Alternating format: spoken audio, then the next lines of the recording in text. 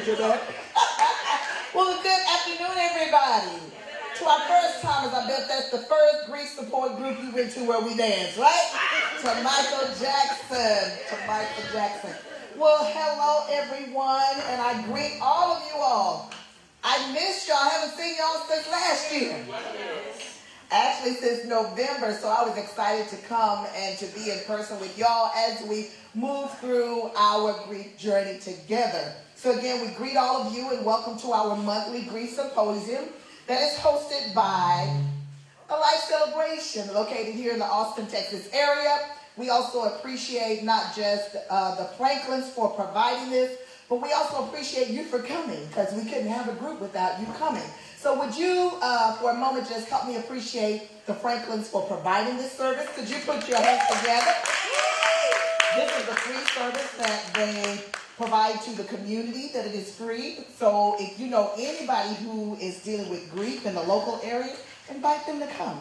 Invite them to come. Help is available. And most people will say, I can't afford to go to therapy if they don't have insurance benefits. But it is support just like this that is available to everyone. So again, if you know anybody, we encourage you to invite them. We also want to appreciate our first timer. Let's clap it up for her that's in the building. Good for you. And we also want to recognize our streaming audience. Those of you who are streaming live with us, we always want to appreciate you as well for coming on. And if this is your first time, yes, we want to clap for them too. We do. And so if it's your first time streaming with us, just put a 1 in the comment section and our digital team will certainly welcome and greet you. Welcome and greet you. So last month we talked about dealing with our emotions. Emotions are something that, especially if you've been in the black community your whole life, meaning we were born black, we're still black in that sense, but not just the black community, but the minority community. We were not taught to express our emotions. So that's what we talked about last month. And if you were not here, the homework assignment was to go and watch the movie called Inside Out. Did any of you get a chance? It's an animated movie. That's one of your favorites. Can you share why it's one of your favorites? Because I resonate with some of those characters. Ah, perfect. She said it's her favorite movie because she resonates with some of the characters. So thank you for sharing that. That is the reason why I want you to go watch that. So that's your homework. If you didn't get a chance to do that, whether you're in person or streaming live, I want you to go watch the movie Inside Out. There's an Inside Out 2. That's the one that I saw first. And I normally don't watch animated movies, but in these last few years for relaxation, I love watching movies. But now I'm watching more animated movies. It just makes me relax. It reminds me of watching cartoons when I was a kid. Y'all remember Bugs Bunny? I think everybody in here is old enough to remember Bugs Bunny. Now, they don't make cartoons like Bugs Bunny anymore. You know, the cartoons these days are not as clean. I think they're more geared towards adults now. They really are. She said, I think that they're geared more toward adults, and they really, really are. So you want to go back and watch that. Why? Because I want you to find out where you are with your emotions and which emotions you resonate with. So that was the homework. So before we move into our handout today, I always want to do a check-in. If you've been here before, you already know I'm going to ask you, how have you been since I saw you last? Because when you're on the grief journey and any type of healing journey, you must take care of yourself. Because if you don't take care of you, who will? All right? So many of us feel guilty for taking time for ourselves. So we want to remove that stigma of feeling guilty when it's time to take care of yourself. So self-care, we talked about that for the last few years. Definitely every year since we've been here, we talked about self-care. But one year we really focused in on it. I think it was year before last. So that's why I always want to start our group with, what have you done to take care of yourself? And self-care is not going to the hair salon. It is not going to the barbershop. It's not getting your nails done, not getting a pedicure. It's things like setting aside a time for yourself to do whatever it is that you want to do. Massage is on there. They call it massage therapy because it's therapy for your body. But a lot of times we perceive massage therapy as spa day. And we'll wait for special occasions like your birthday, Valentine's Day, whatever, Mother's Day, I'm going to go to the spa. But I recommend that you go and get a massage, make that a part of your monthly regimen if you are able to do so. Because it helps break up the toxins that build up in your body because of stress and grief. So those are just a few examples of self-care. So tell me, what have you guys done since y'all had a lot of time to do a lot of stuff, because I haven't seen you in person since the holiday season, okay? So everyone should at least say something that they've done or identify what you've done. So what have you done to take care of yourself since I saw you last? Yes. Well, I do the monthly massages. Okay. I just had on Saturday. It was great. Good. I decided to do that on a monthly basis because it does make a difference. Mm-hmm. And I decided I would do stuff for myself this year. In fact, I'm going to start traveling. I'm going Wednesday to see my sister. Okay. That I've seen in 2 years. Okay. So I'm getting out of here and going to see her for a few days. And I've got 2 more trips planned this year. So Good for you. Y'all clap it up for her. Traveling is one of the new things that people in grief do. And I highly recommend it because it gives you an opportunity. You can go far and near. You can even have a staycation in your city. Okay? But it gives you a different place for you to experience. Okay? Now, but I don't want you to use travel as a way of avoidance. So I've had a couple of clients who would travel all the time. And I have to discover that they're using that travel to get away and escape. Okay, so we don't want it to be a space where you're escaping your emotions. When you travel, your emotions are going to go with you. Okay, they're going to go with you. So good for you. I love to travel as well. So anybody else, what have you done? Yes. You released some things in your household? Yes. You did some decluttering. Yes. Come on and clap it up for her. Yes, so good. So how does it feel afterwards? Relief. Most people don't recognize the psychological impact of decluttering. It's not just physical. It can keep you in depression. Because of that physical clutter, your eyes are seeing the clutter around you, whether you are directly looking at it or not, and it's telling you mentally and emotionally, like, man, this stuff has got to go. It's suffocating me. So good for you. This is a great time. I think, was it last year, I believe, that we did the decluttering challenge? Last year or something like that. So if you didn't get to participate, guess what? You can still declutter your space. Matter of fact, it's spring. The first day of spring was what? Friday, right? Yeah, so it's time to spring clean. Look at him taking notes. That's what I know. Amen. Let's get it together. Let that be your homework. I'm trying to tell you, just like she said, when you clean up your physical space, it helps you mentally and emotionally. You've seen the show Hoarders, right?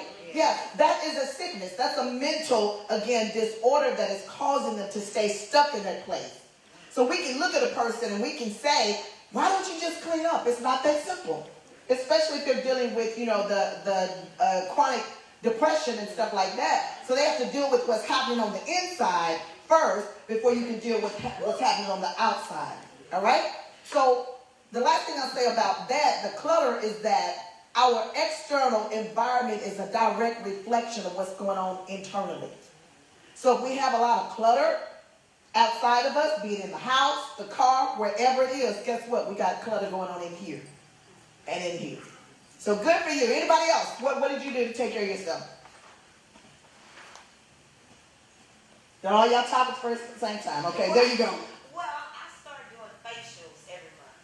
That's good. And so, yes, just the whole relaxation and all these creams and whatever they do on your face. I feel wonderful when I leave there. It's almost as if everything, I was holding it in my face. I don't know. Talking to people, going and meeting people and all of that. But when she does my skin, it's like, oh. That's good. Yes. Very, very good. Y'all clap it up for the facial. That is very good. You just reminded me I need to put that back in my regimen because I used to do that. Yes. And the lady and I used to go to, our schedules just didn't connect, and I forgot about it. So thank you and yes, you can hold grief in your body. It's not you can, you do, whether you recognize it or not. Your body, there's a book out there that we use in the clinical world called The Body Keeps Score. It's a thick book. If you're a reader, you can get it, but it's a thick book. But I promise you it'll help you. It talks about the science and anatomy. Your body remembers, again, what you think you don't remember. So yes, I had a client once that was struggling, again, with her mouth. She had lots of tension in her mouth. So that's where it went for her as a result of her dealing with grief. So yes. All right, anybody else? Well, you done? Anybody want to share? You don't have to. You're not pressed to. But the main thing is I want you to make sure that you do something to take care of you.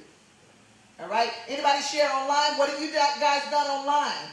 Can you guys put it in the chat and he'll stop me so that we can recognize what you've done. All right? So I always want to lead by example. So for me, some of us have New Year's resolutions. I don't do that anymore. Some people have just all these things we want to do at the top of the year, and by the end of January, we've fallen off the truck and we're not on there, and this truck gone down the road, you know, so all of that. So as I've grown older, I've learned and just gleaned from some people who are older than me and used wisdom and said not to necessarily make a New Year's resolution, but just really sitting before the Lord and asking him, what is it that you want me to focus on this year? And so that's been working for me. And this year, the word that he gave me was pretty tough. He called stewardship. He said, you need to be a steward, a better steward over your whole life. That's how I respond. I'm like, oh my God. Your whole life. I said, what do you mean? He said, absolutely. Because some people will pick a particular area and focus on that. Okay, so I'm like, man, all right, my spiritual life, I think we're pretty good. He said, yeah, but you still could do some more. You can go deeper in prayer. You can go deeper in my word. So I've got to steward my whole life, my finances, my emotional capacity. And guess what else he told me? My relationships. Meaning with my family, friends, if there's tension, whatever it is, I have to be a better steward of that. Relationships and yes, health. So the one I'm focusing on first is my health. So because he told me all of those areas, that doesn't mean I'm going to start tackling every one of them at the same time. So that's what happens with a lot of us. We'll have a list to do. There's so much in our life that we need to change. And yes, it is.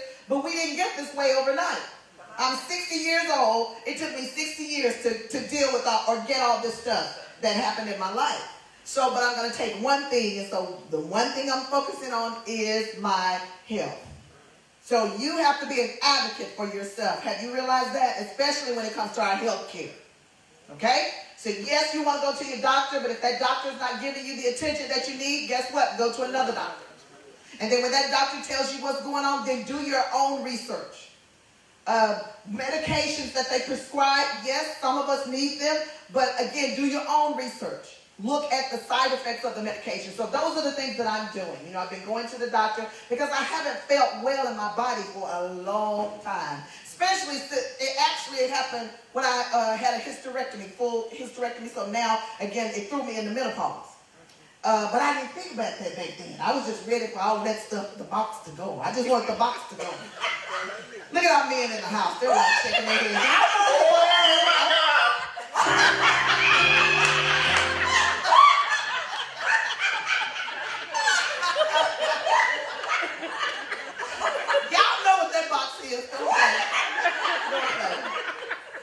But I didn't think about the health complications.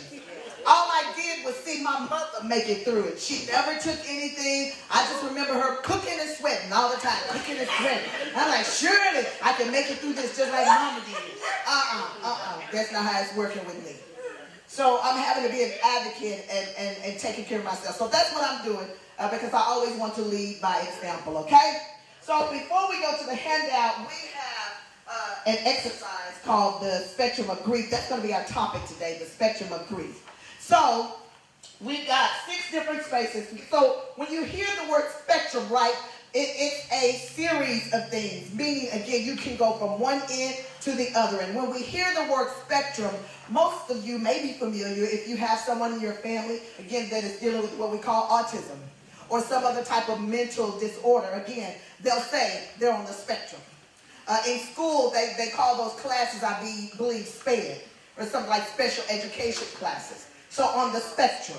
So guess what? In grief, you're on a spectrum. You really, really are. It's a different spectrum, but it is. None of us are at the same space. Okay, even though grief is universal, we're all experiencing it. Those of you who are streaming live, as well as those of you who are here in the audience here. Again, we all experience the same thing, but it's still different. When I say the same thing, meaning grief. Is that making sense? So I'm going to ask if you're able, when I want you to come up here, you don't have to say anything, so don't get nervous. I don't want you to I don't want to give you grief. I'm trying to help you relieve your grief.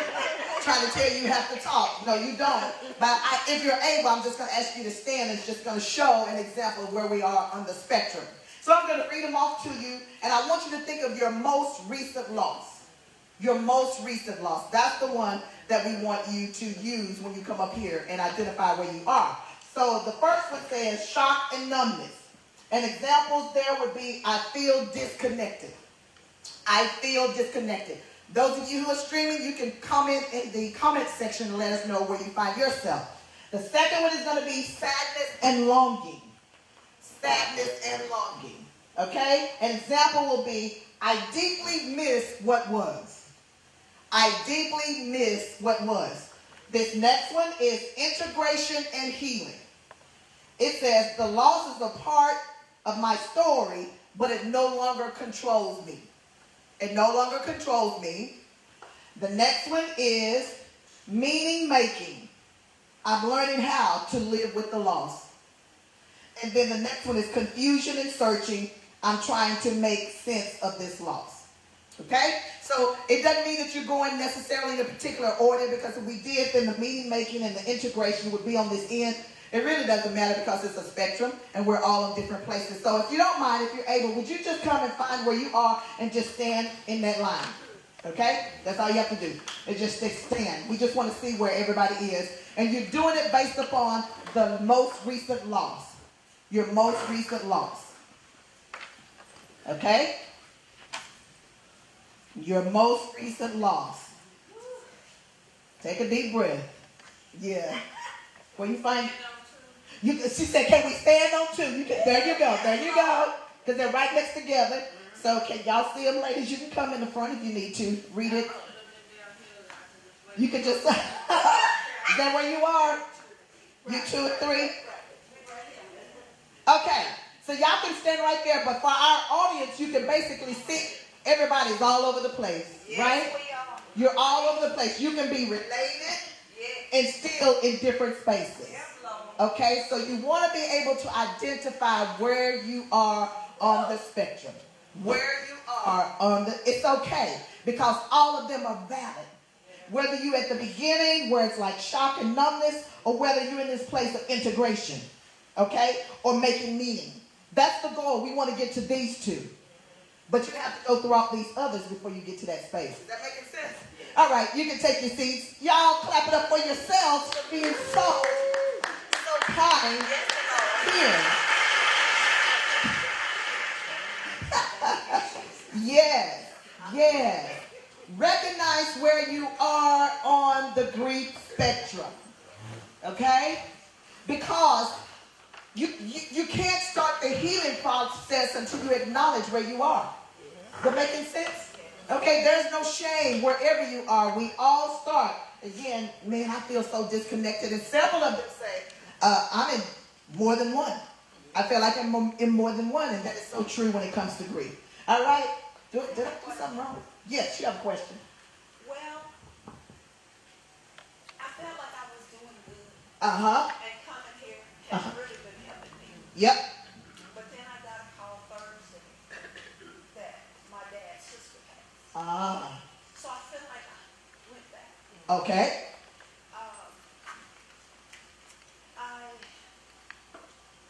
My dad passed September the 3rd, 2025. Uh-huh. And now his sister. And now his March sister. 19, 2026. Mm-hmm. And so I just feel like I was going forward. Uh-huh. And now I kind of feel like I'm going back. Okay. Her son is making the arrangements, so I'm trying to figure out, once he get everything straight, Yep. how to get there to Greensburg, North Carolina, for her sons.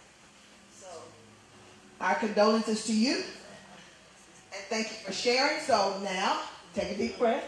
So You didn't go back. Okay. Because now you're dealing with 2 losses. Okay. Because you haven't even made it through the first year of your dad. So you're dealing with your dad and now your aunt. Yeah. So that heaviness you feel concerning your aunt, that's that part over there, the sadness. Yeah. Yeah. It's that plus probably got some of it from your dad that's still there too. So you're not digressing. You just have another loss. Okay. Which makes you deal with what we call complicated grief. Is that making sense? Yeah. All right. Thank you for your question. Anybody else have any other? And by the way, throughout our time together, you can ask questions. Okay? You can certainly ask or make a comment. Make a comment. Anybody say anything in the comment section yet about where they are? Yeah, you can tell. I don't have to use the mic. Okay. Okay, I'll just talk loud. We have Miss Lois. She just said that I'm in shock and awe and just having a very difficult time. Thank you, Miss Lois, for commenting. Yes. Okay. Oh, that's your friend. Mm-hmm. Hello, Miss Lois. Glad that you're here. Our condolences to you. Our condolences to you. So, all right, the handout. We're talking about the spectrum. Let's go to the second page. To the second page. Okay? So it says grief is not a single stage or a linear path. It's a spectrum. What does that mean? It's a wide range of emotional, mental, physical, and spiritual experiences that do what? Shift. So I want you to underline the word shift. They shift over time. So for Ms. Lois and our other first timer again, just to catch you up to speed with a couple of definitions, is that grief is what happens on the inside of you. Absolutely everyone grieves whether they know it or not because it's an internal response. Okay? When I say internal, it's emotional, it's hormonal. So the moment that you heard about your loss of your loved one, guess what? Hormones flooded from your body into your bloodstream. When I say from your brain, all that into your bloodstream and caused you to be stressed, whether you expressed your pain or not. So that's what grief is. And grief never ends. Grief never ends, but guess what? The pain of it does. That's what's supposed to end. The pain of it does. Okay? So if you see somebody whose loved one died 20 years ago, and 20 years they're still talking, man, it's just like it was just yesterday when they died. It still hurts like that. That means that they haven't done grief support. They haven't done their work. Okay? What is mourning? Mourning is what happens on the outside of you. Mourning is basically how you cope. Okay? So grief and mourning are not the same, although we use them interchangeably in our world. So grief is emotional, internal, all of that. And we must deal with it all of those ways. Now, when we started out years ago, about over a decade ago, doing grief support, we started talking about grief and what it is, and we do it at the top of the year as well. But we also we talked about how most cultures, well, no, I won't say most cultures, some cultures, like the black community, we would only approach things spiritually. We would only pray about it and not deal with our emotions. Okay? But the pandemic came and showed us a whole different thing, meaning the world, that we must deal with our emotions. All right? So it says every person moves through the spectrum differently, and there is no right pace or pattern. So give yourself grace through this journey. Give yourself grace, because a lot of times we are putting pressure on ourselves. It's self-induced because we think we need to be at a certain space at a certain time, and we don't like feeling this way. When I counsel people one-on-one, church people are the hardest people to counsel. They know everything. They don't like feeling sad, or they spiritual bypass. What is spiritual bypass? That's when you bypass the emotions to deal only with the spiritual. And we must deal with each entity of who we are. Okay? We're spirit, soul, and body. So you got to deal with those emotions. Okay? Understanding the spectrum, it helps to normalize your experience and removes the pressure that I should be further along than I am. All right? So the spectrum of grief, it can be understood in several ways, broad ways, and each with its own emotional challenges. We talked about this before. I always want to bring it up, especially for those who are new. David Kessler, he's one of the also leading persons in the grief industry, and he talks about this timeline. Anticipatory, acute, early, or mature. So one thing you could do for homework, if you haven't done it already, really identify all the losses you had in your life, all the significant ones. And then really ask yourself, have I really dealt with that? Because if you haven't, now's the time to do it. It's showing up in your life. You don't realize it, but you can ask somebody who knows you. They can tell you, you haven't dealt with mother's death. Mother died 15 years ago, and you still haven't dealt with that. Okay? So you want to be able to deal with that. Anticipatory grief, this is grief that we experience before the loss happens. Normally that is the grief that is associated when a person is sick. You know, they're declining right in front of us. You're taking care of your loved one. You see them changing. You see them losing weight, losing memory, all of that. You start grieving before they physically die. That's called anticipatory grief. Then you have what is called acute grief. That's right when the loss happens. Okay? Immediately after the loss, you are what we consider acute grief. And when you hear the word acute, I want you to think about the hospital setting. So when we go to the hospital, have to go to ER, that's acute care. Is that making sense? So your grief is acute. Okay? So with your aunt, you're in acute. You're in acute. Okay? So early grief is the first 2 years. So really you are in acute grief with both of them because you haven't made it to the first one with your dad's death. So that's why you were fine in the moment, but when you came up here to this spectrum, it hit her. It did. It hit her. The reality of what she's in. Okay? So acute grief, then we have early grief, yes, and then we have mature grief, which is 3 years beyond. Okay? So losses that you processed, you've dealt with it 3 years beyond. So just identify where all those losses are. So you can reflect again. It says, take a moment to reflect on the losses you've experienced throughout your life, both recent and past, and as you consider each one, gently identify where you are on the grief spectrum. Okay? Now, some people, not just immigrants, but some people who may work for our government are dealing with anticipatory grief because of the job industry right now. You know, a lot of people are losing jobs still. And they know it's getting ready to happen, but they don't know when. You know, so I have a lot of people say, man, we get emails at the top of the year. Then after the top of the year, we're constantly getting emails that we're going to cut down. There's going to be a layoff. And you're already in grief trying to figure out, what am I going to do once I lose my job? So it says, this awareness helps you to understand not only how deeply the loss is affecting you, but whether there are places within you that still need healing.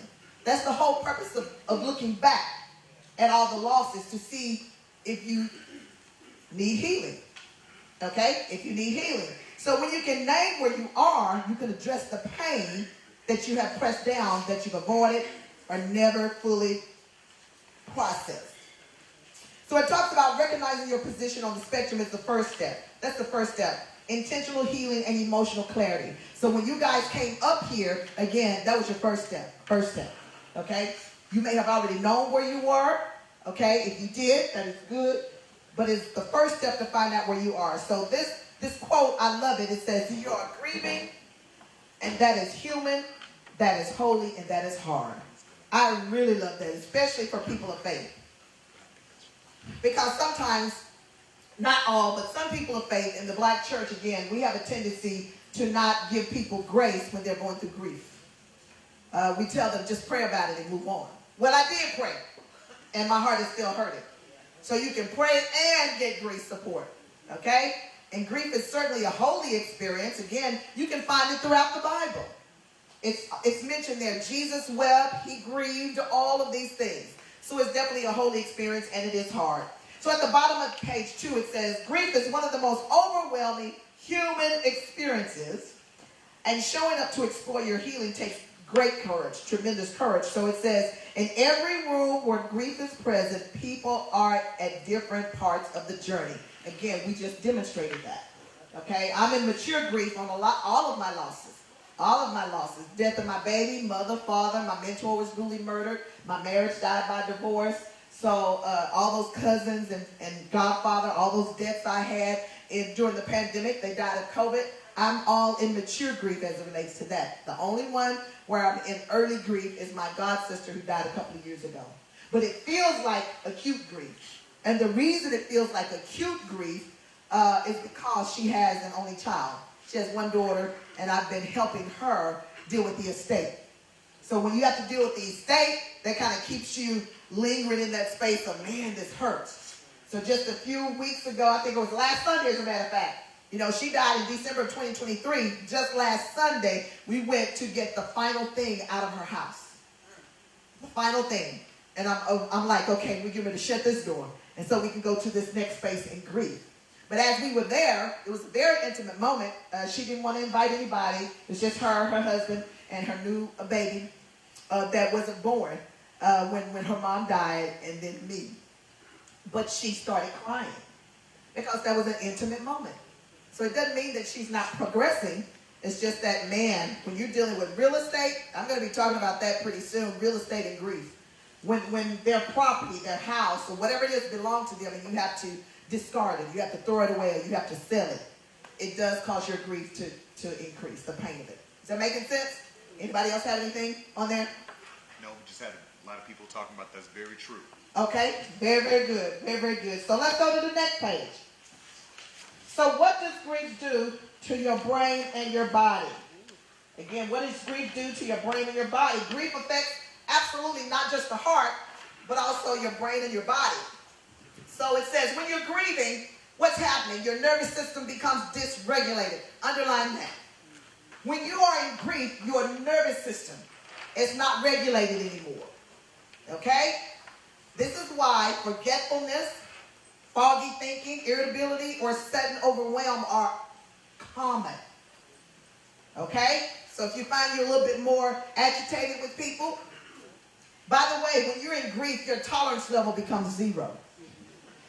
What you used to tolerate, you don't have time for that anymore.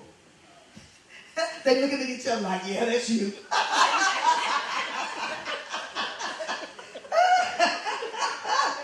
So yeah, look what happens. Underline this. Stress hormones surge. Okay, hormones. Sleep becomes disrupted and the immune system weakens, causing fatigue or physical aches. Nothing is wrong with you. Guess what? Your body is grieving.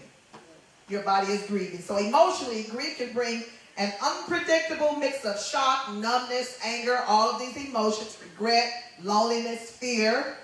And shock often appears first as a type of protection. It really does. But it fades, and then anger or guilt, that comes forward, okay? And then regret may appear as the what-if questions. You thought, what if I would have taken them to the doctor sooner? What if I would have called them? What if I would have went by the house? You know, what if I would have done this? You start asking these, if only I had done. So anxiety is also common because loss, it definitely shakes our sense of safety. And many people feel lonely even when surrounded by other people. These emotions are not signs that something is wrong with you. Guess what? It's the natural language of grief. That's all it is. I get questioned about it once every week. People will inbox me or call me and say, I'm feeling this. What's wrong with me? I said, oh, nothing, you're in grief. Just connect with somebody. Because we can do one thing in group, which I think is great, but I also recommend one-on-one for a lot of you. Because you need to be able to talk and unload some things. Is that making sense? So here are some practical tools to help regulate and support you mentally, emotionally, physically, and spiritually. The first thing you want to do is regulate your body. Regulate your body. What does that mean? Grounding techniques, okay? They are self-soothing strategies that can help you reconnect, underline reconnect you with the present moment. Reconnect you with the present moment, body, and immediate environment during distress, anxiety. So acute grief, it definitely dysregulates the nervous system. So these are just a few things, few practices you can do to help ground you, to help bring your body back into space to let you know that you're safe. You're okay. It talks about the 5, 4, 3, 2, 1 technique. That's very common in the clinical world. You can Google it and find out about it as well. Name 5 things you can see, 4 things you can touch, 3 things you hear, 2 things you smell, and 1 thing you taste. What is that doing? It may sound silly, but it is not. It's causing you to regulate your system. Because if you find yourself in a place of being anxious, again, think it's going to take an effort to think about, what do I see? I see people, I see a camera, I see tables, I see a pencil, and it's going to bring your body down. Bring your body down. I always like to share, it was during the holiday season when I was watching Lifetime. Anybody else watch Lifetime movies? I love watching Lifetime movies now, you know. But, because you know I always end up the people in love, you know, the people in love. So when I was going through divorce, I couldn't watch Lifetime. I'm like, I'm not in love, I don't have a boo, I can't watch it. But now that I've processed through, I can watch Lifetime, and it was a particular Christmas story where a guy had an estranged relationship with his father. So he didn't talk to his dad at all. And the dad called him while he was driving. The son was driving in the car, and he started having a panic attack because his dad called him. I'm like, do I answer the phone? I'm not answering the phone. So he started hyperventilating. He was in the truck by himself, and then he started saying, "Ooh, I see a tree. I see birds. I see this." I said, he's doing the technique. Uncle Lifetime got it. So he was doing the grounding technique. It works. It works, okay? So you can do that. You can do some gentle stretching. Y'all know the older we get, the more we need to move. Did y'all know that? Woo! Listen, I'm learning by example. One of my clients, I have several senior clients, and I'm so proud of them. I have several clients that are 75 and up. The eldest one is 84. So the fact that they're coming to one-on-one grief counseling is just amazing. But one of the clients shared with me that her doctor said that the body starts breaking down at age 40. I can tell. I can believe it now. I start moving and getting out of bed. I'm like, what is going on? I try to get out the tub now. I'm like, I see my mother getting up, and I used to talk about her all the time. I'm like, you just, what's wrong with your mama? You just 60. She told me, you just keep living. She was right. So now I feel like I need to get these handicap things in my bathroom to help me get out of the tub. Because my body is changing. So you want to do some gentle stretching. That will help you. Okay? Do what you can. I'm not saying run a marathon. But do what you can. I was just talking to my sister. They hate when I use them as examples. I'm like, well, stop giving me material to use. I won't use you as an example. Don't share with me. She's 76. Both of them are pretty active. 76 and 72, I believe. I stopped. No, 78. She's 78 and 73. I stopped counting. Listen, I need to remember how old I am. Yeah, she's 78. And she's talking about, man, it's so hard for me to move now. I say, try walking more. Try walking more. So I'm seeing her change, even at her age, but you start moving more, and that's certainly going to help. Okay? So that gentle stretching, warm showers, weighted blanket. Anybody have a weighted blanket? Have you ever used that before? I love it. Some people in the grief group, they're such sweet people. It's a husband and wife, and their daughter died, and they brought me a weighted blanket, and so it helps you feel comfort. It snugs. I don't know how, 7 pounds, I don't know, maybe 10 pounds. It depends upon which weight you get. There are different ones. But if you have a tough time sleeping, and widows, I've heard some widows use this, you can put that blanket over you and it helps you feel comforted.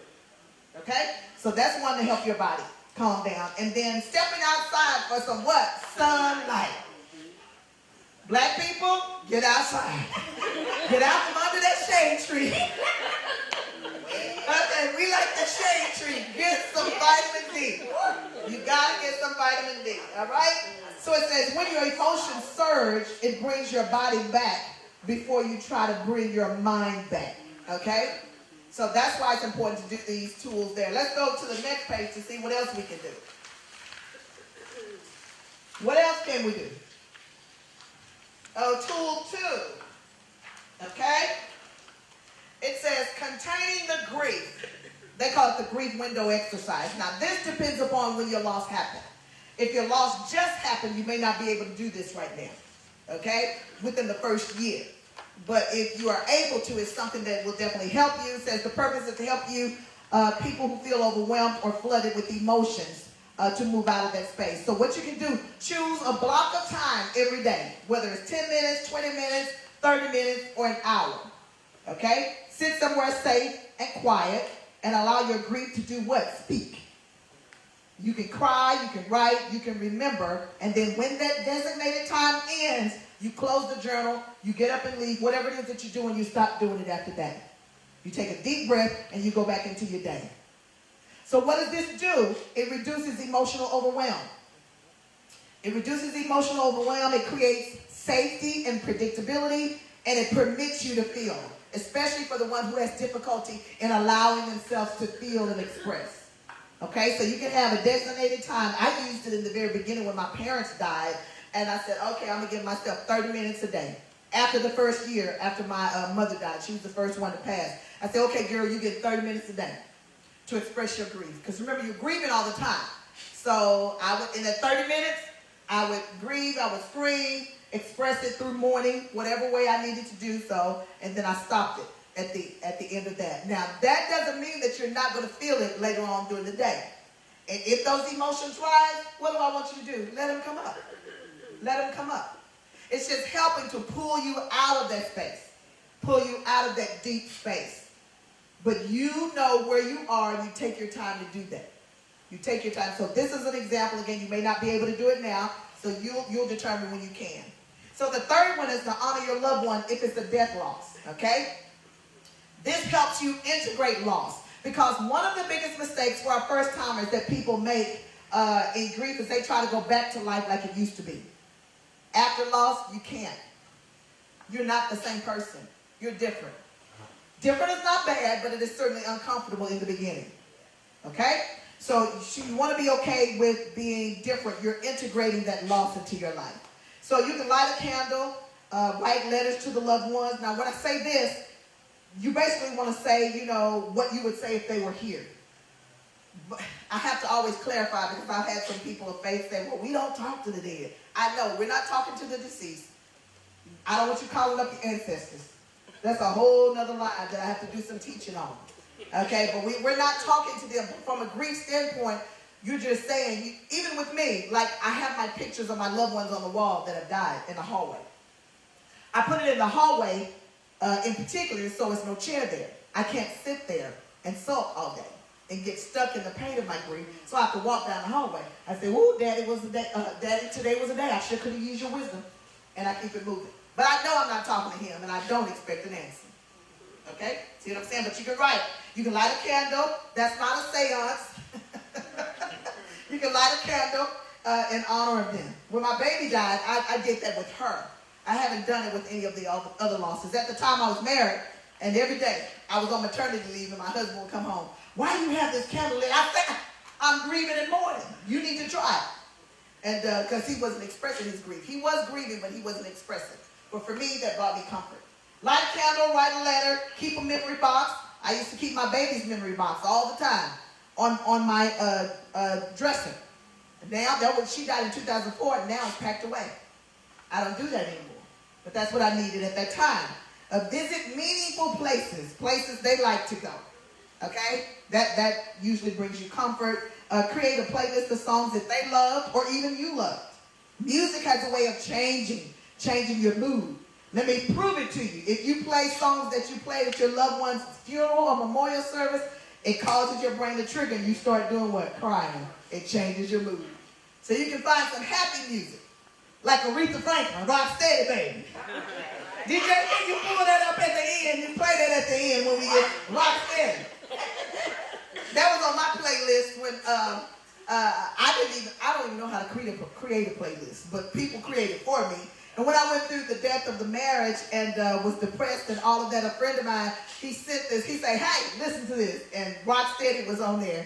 And boy, when they started playing, I said, "All right, you know, music can change your mood." All right? So listen to some music and then tell stories. Tell your story. Tell about when your loved one died or whatever it is that happened. The thing is, you have to find people, and don't be afraid when people feel like they're tired of hearing your story. That means that they're not a part of your tribe. People who are part of your tribe will listen to you tell that story over and over and over again. And sometimes you don't even realize you told it, because in grief you forget things, and you'll ask people, "Did I tell you this yet? Did I mention this?" And sometimes people would say yes, but I would say no, and I would just let them tell me again. Okay, so tell your story because there's healing in that. You want to name it. Tool number 4, managing your mental overload, dealing with your thinking, cognitive tools. So it says, when emotions surge, say the feeling aloud. Why? Because naming it basically activates the thinking brain and it reduces emotional flooding. So when you say, I'm really sad right now, or that really hurt me, okay? You want to name that because it helps you process it versus you suppressing that. Let's go to the next page.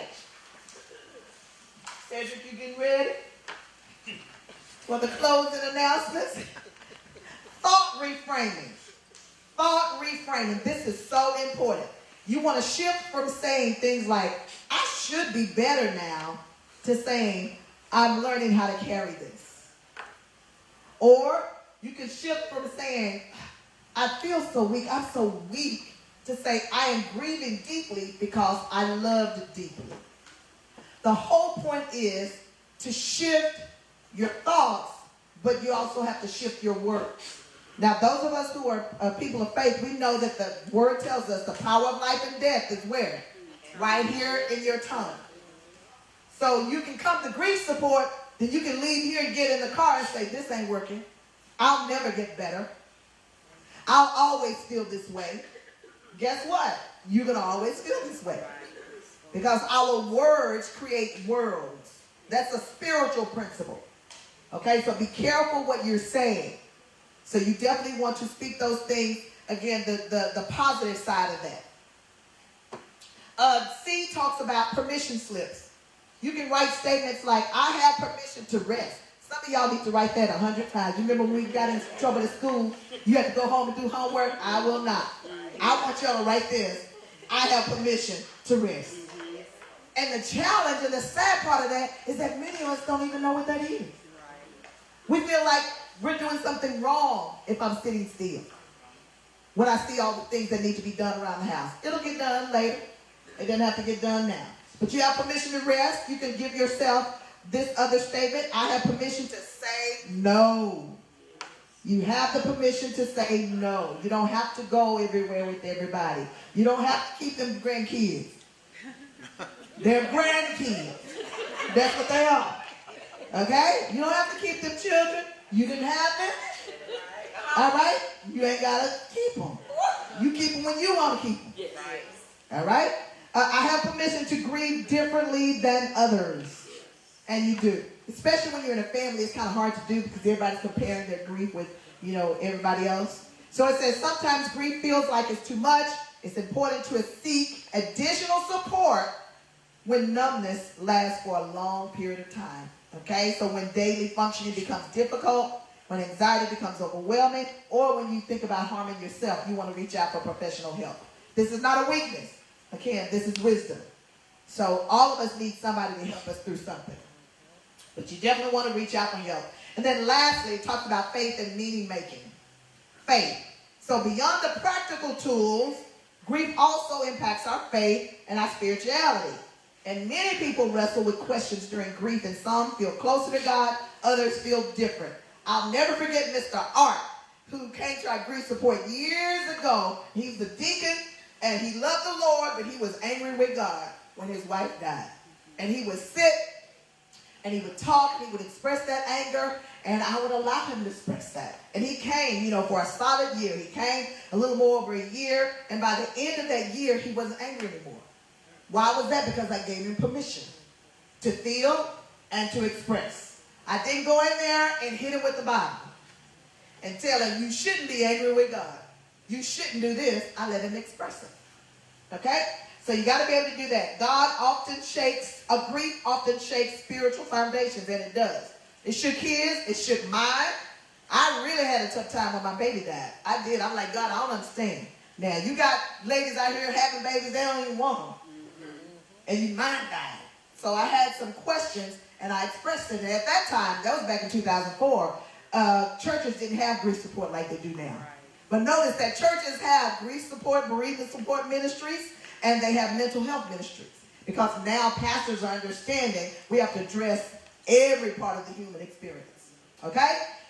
It says, meaning making takes time. There is no rush. There is no rush. So you have some anchoring scriptures. Some of you may have those that you hold dear to your heart that has helped you through the process. You know, the Lord is close to the brokenhearted, and he is, and my grace is sufficient for thee. So those are just a few of scriptures that you can use to kind of help you through the spiritual part. So this affirmation for you, this is something you can do every day. Every day. You can place your hand over your heart and you can say this: I am grieving, but I am growing. I am hurting, but I am healing. My loved one mattered. My tears mattered. My journey matters. Basically, this affirmation gives you permission to be where you are. You notice how it says, I'm grieving, but I'm also growing. You can have both happening at the same time. All right? So trust that you're not alone, you're not broken, you're surviving something unimaginable, and you still are choosing to show up every day. So that means that you are definitely what I call a rock star. So at the last of the page, it says, remember, you are allowed to wrestle, you're allowed to question, and then you can still believe all at the same time. Still believe. So any questions or comments before we have our closing remarks? Any questions from anybody online? Comment? What's a comment? Comment. Okay. We actually have one other first-time attendee, Miss Cynthia Brown over here, who came in after we introduced everybody. So let's welcome Miss Cynthia. Welcome, Miss Cynthia. Yes. Yes. Absolutely. So anybody else have any comments or questions? No?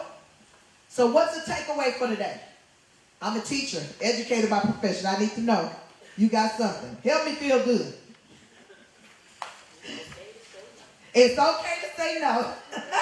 That's right. What's the takeaway for somebody else? Get your rest.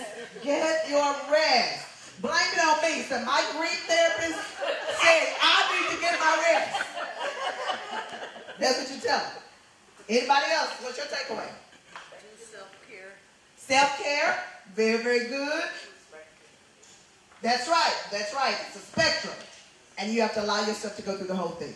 All right. Well, good job, everybody. Give yourselves a hand clap for even participating, taking time out of your Sunday afternoon when you could be napping. Ain't nothing like a Sunday afternoon nap, ain't it?